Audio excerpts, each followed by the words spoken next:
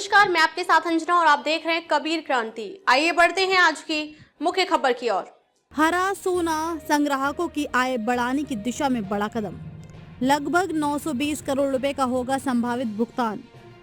तेंदुपत्ता संग्रहण कार्य में जुड़े 13 लाख से अधिक तेंदुपत्ता संग्राहक परिवार। छत्तीसगढ़ और अन्य वन क्षेत्रों में तेंदुपत्ता को हरा सोना कहा जाता है, जो आदिवासियों और वनवासियों की आजीविका का मुख्य साधन है। हाल के नीतिगत बदलावों और सरकारी पहलों के कारण इन संग्राहकों की आय में उल्लेखनीय वृद्धि हुई है। इस कार्य से प्रदेश के 13 लाख से अधिक संग्राहक परिवार जुड़े हैं। तेंदुपत्ता संग्राहकों को लगभग 920 करोड़ रुपए का भुगतान होने का अनुमान है। वन मंत्री श्री केदार कश्यप के निर्देशानुसार राज्य शासन द्वारा लघु वनोपज संग्राहकों विशेषकर आदिवासी समुदाय की आय बढ़ाने के उद्देश्य से तेंदुपत्ता संग्रहण दर में महत्वपूर्ण वृद्धि की गई है। वर्ष 2024 से प्रति मानक बोरा की दर 4,000 रुपए से बढ़ाकर 5,500 रुपए कर दी गई है, जिसका सीधा लाभ लाखों ग्रामीण परिवारों को मिलेगा।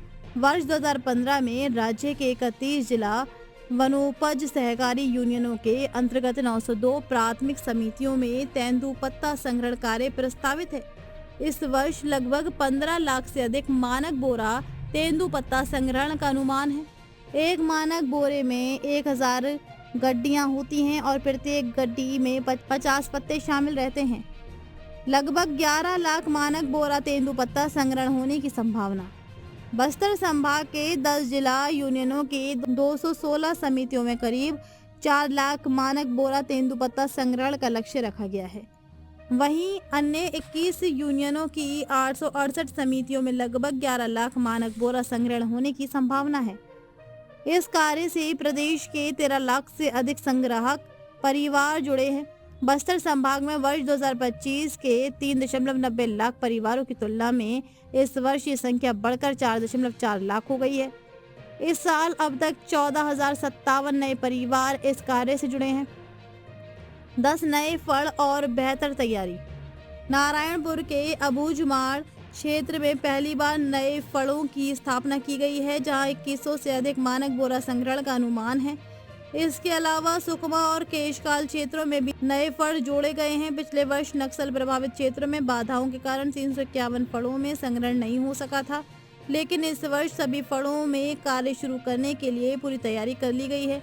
संग्राम संचालन और पारदर्शी भुगतान। संग्रहण कार्य को सुचारू बनाने के लिए संग्राहक कार्ड, बोरा, सुतली, गोदाम और परिवहन जैसी सभी आवश्यक व्यवस्थाएं सुनिश्चित की गई हैं। साथ ही तेंदुपत्ता के भंडारण का बीमा भी कराया जा रहा है। संग्राहकों को समय पर भुगतान सुनिश्चित करने के लिए ऑनलाइन सॉफ्टवेयर प्रणाली लागू की गई है, जिसके माध्यम से राशि सीधे उनके बैंक खातों में डीबीटी के जरिए भेजी जाएगी। 920 करोड़ रुपए का संभावित भुगतान। इस वर्ष निर्धारित दर के अनुसार संग्राहकों को लगभग 920 करोड़ रुपए का भुगतान होने का अनुमान है। इससे ग्रामीण और आदिवासी अर्थव्यवस्था को मजबूती मिलेगी और लोगों के जीवन स्तर में सुधार होगा। तेंदुपत्ता संग्रहण को लेकर सरकार की ये पहल न केवल वनवासियों की आय बढ़ाने में सहायक है, बल्कि राज्य की ग्रामीण अर्थव्यवस्था को भी सशक्त बनाने की दिशा में एक महत्वपूर्ण कदम साबित हो रही है। खबरों में अब तक के लिए बस इतना ही। फिर मिलते हैं एक ऐसी ही प्रमुख खबर के साथ। तब तक के लिए नमस्कार और देखते रहिए कबीर क्रांति।